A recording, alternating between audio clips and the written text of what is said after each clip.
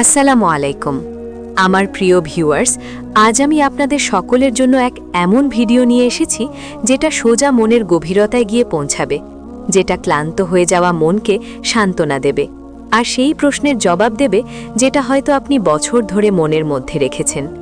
আপনি কি কখনো ভেবেছেন কি আপনার জীবনের সবচেয়ে বড় দুঃখ কি? কারো ছেড়ে চলে যাওয়া বা কোনো এমন মানুষের ইচ্ছে যে অনেক দূরে হয়ে গেছে। আমরা রাতে জেগে তাকেই মনে করি, আমাদের দোয়া তার আশেপাশেই ঘুরতে থাকে, আমাদের হাসি তার একটি হাসিতে জুড়ে থাকে।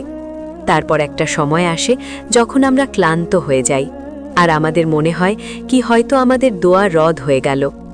আমার প্রিয় দর্শক, থেমে যান, কেননা যখন আল্লাহ কাউকে আপনার জীবনে নিয়ে আসেন তো উত্তর দেননি তকদিরে ঝামেলা সৃষ্টি করেন না, বরং মনের ভেতর নিঃশব্দ তবদিলি সৃষ্টি করে, যেটাকে শুধু অনুভব করা যায়, বোঝা যায় না। যদি এই নিঃশব্দ তবদিলি তোমার ভেতর চলে এসেছে তো বুঝে নাও আল্লাহ তোমার তকদিরে কোনো খাস মানুষের ফয়সালা করে দিয়েছেন। শোনো, পারেশান হবে না, আল্লাহ তাআলার উপর ভরসা রাখো আর নিজের দোয়াকে জারি রাখো। আল্লাহকে এটা বলো, ইয়া আমার রব, আমি কখনো তোমার কাছে দোয়া চেয়ে নিরাশ হইনি। আল্লাহ তাআলাকে নিজের মনে করো, সেই রব তোমার মামলাকে নিজের কাছে হেফাজতে রেখেছেন। তোমার রিজিক, তোমার খুশি, তোমার জীবন, তোমার ফ্যামিলি, তোমার হেদায়েতের আসবাব, এই সমস্ত কিছু তোমার রবের হাতে রয়েছে। তিনি চান যে আমার বান্দা কারো উপর ডিপেন্ড না করুক, যেটা চাই ডাইরেক্ট আমাকে বলে দেয়, আমি রয়েছি তো। তিনি তোমার নিজের রব, তিনাকে আপন মনে করো। তোমার রবের সাথে কথা বলো, ভয় পেও না। তিনি মানুষ নন যাকে তুমি তোমার মনের কথা বলবে আর তিনি সেটাকে নিয়ে তামাশা বানিয়ে দেবেন। তিনি তো সেই রব যিনি সকলের রাজকে হেফাজতে রেখেছেন। নিজের সমস্ত মনের কথা লুকিয়ে রবকে বলতে থাকো, যেটা এসেছে সেটাই চাইতে থাকো আর মনে রাখবে তিনি তোমাকে কখনোই খালি হাতে ফিরিয়ে দেবেন না। তিনি তোমাকে উত্তম দেবেন আর সেটা দেবেন যেটার উপর তুমি নিজেই রাজি হয়ে যাবে।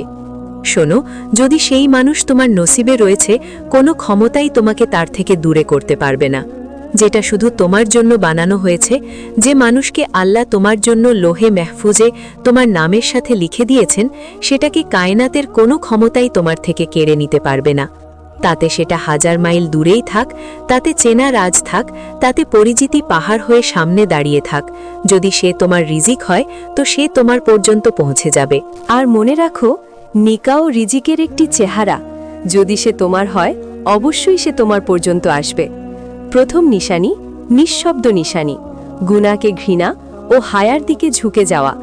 যখন কোনো খাস মানুষের খেয়াল আপনাকে মিথ্যা থেকে বাঁচিয়ে নেয়, গুনাহ থেকে ভয় খাইয়ে দেয় আর আল্লাহর নারাজ হওয়ার অনুভূতি দেয়, তো বুঝে নাও এটা সাধারণ ভালোবাসা নয়।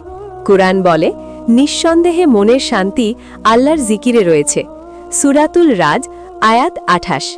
এই নিশানি প্রকাশিত করে কি আল্লাহ এই সম্পর্ককে পবিত্র রাখতে চান, এটার আগে কি তিনি সেটাকে দিতে চান। 2 নম্বর নিশানি, মনের আল্লাহকে প্রশ্ন করা। এখন আপনি লোকের সাথে কম, আল্লাহর সাথে বেশি কথা বলেন। এখন প্রশ্ন এটা হয় না কি সে ফিরে কেন আসলো না, বরং প্রশ্ন এটা হয় কি, হে আল্লাহ, তুমি আমাকে কি শেখাতে চাও।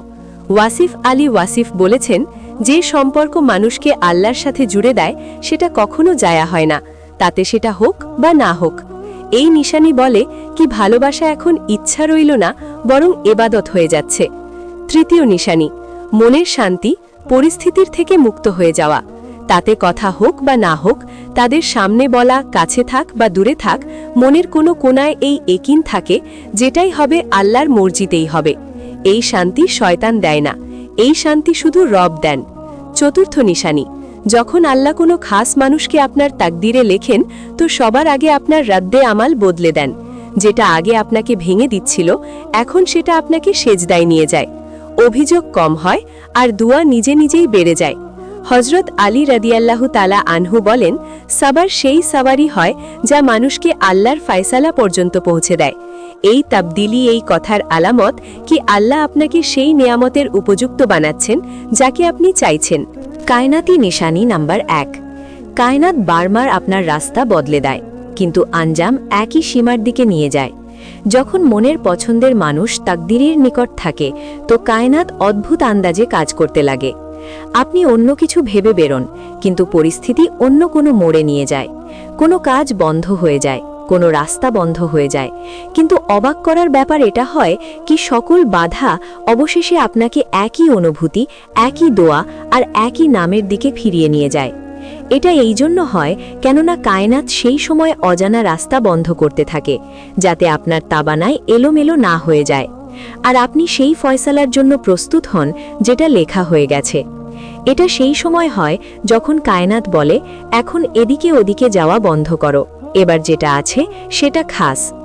কখনো খেয়াল করেছেন সবকিছু তেমন হয় না যেমন আমরা চাই, কিন্তু কোনো অজানা সান্ত্বনায় ডুবে থাকে না, কোনো বিশেষ খুশির খবর না, কোনো ইয়াকিন না, কোনো ওয়াদা, কিন্তু এটার পরেও মনের কোনো কোনায় এটা অনুভূতি হয় কি কিছু ঠিক হতে চলেছে। এই অনুভূতি খেয়াল দেয় না, এটা দলিলের সাথে আসে না, এটা বাস নেমে আসে। এটা কায়নাতের নিঃশব্দ বার্তা হয় কি তার সাথে আপনার সংযোগ লেখা হয়ে গেছে, সেটা আপনার দিকে এগিয়ে আসছে। কায়নাত ঝামেলা করে না, সে মনের মধ্যে শান্তি রেখে দেয়। এখন আপনি আর এটা বলেন না কি ইয়া আল্লাহ বাস সেই মানুষকে দিয়ে দাও, বরং এটা বলো কি আল্লাহ যদি সেই মানুষ আমার হকে উত্তম হয় তো আমাকে দান করো, আর যদি উত্তম না হয় তো আমার মনকে রাজি করে দাও। এটা সেই মঞ্জিল হয় যেখানে সম্পর্ক পরীক্ষা থেকে বের হয়ে তাকদীর হতে লাগে। মনে রাখবেন, আল্লাহর লেখা ভালোবাসা ঝামেলা করে না, সেটা মনের মধ্যে নিঃশব্দতার সৃষ্টি করে। সেটা মানুষকে মানুষের সাথে নয়, আল্লাহর সাথে জুড়ে দেয়। আর যখন ভালোবাসা আল্লাহ পর্যন্ত নিয়ে যায় তো সেটা কখনো জায়া হয় না। যদি এই কথা আপনার মন ছুঁয়ে গেছে তো কমেন্টে আল্লাহ উত্তম জানেন অবশ্যই লিখুন। আর যদি ভিডিও ভালো লাগে তাহলে লাইক, কমেন্ট, শেয়ার, আর চ্যানেলে নতুন হলে চ্যানেলটিকে সাবস্ক্রাইব করতে ভুলবেন না।